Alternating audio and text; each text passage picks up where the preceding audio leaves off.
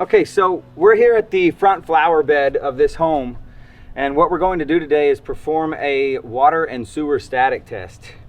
What we have right here are the main cleanouts that provides the main access point and maintenance for diagnosing or clearing clogs or breaks in your system. The first thing we do to start diagnosis to determine if there's any problems with the under slab plumbing is what we call a sewer static test.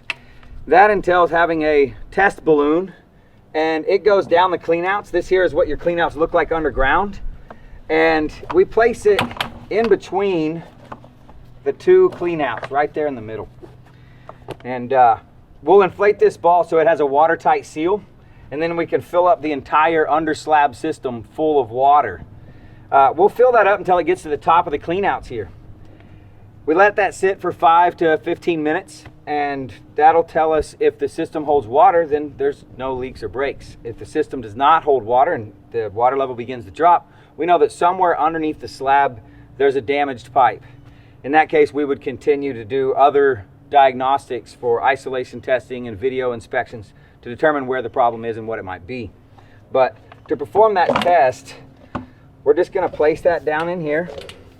And we don't actually apply water pressure to the sewer lines.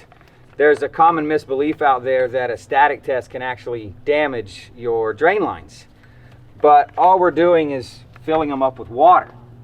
Just like filling a cup up with water, if the cup's not compromised, broken, or cracked, it holds water, and filling it up with water isn't going to break it. It's the same thing with your sewer lines. If they're not already compromised, broke, or cracked, filling them with water isn't going to break them. So turn the water on here. It takes about 5 to sometimes as long as 20 minutes on very large systems to fill up with water.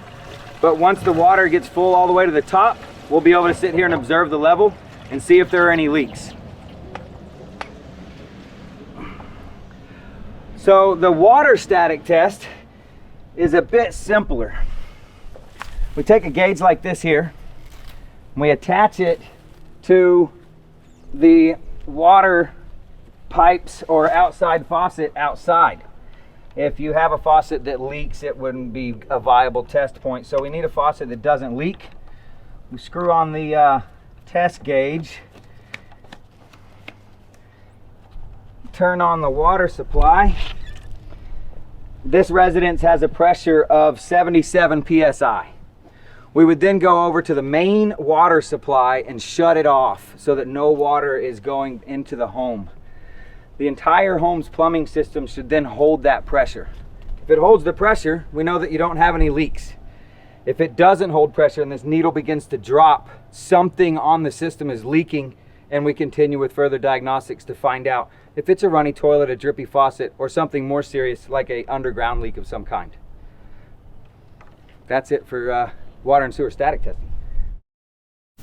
Hi, I'm Theron Young, president of Legacy Plumbing. I hope you liked the video that we made for you.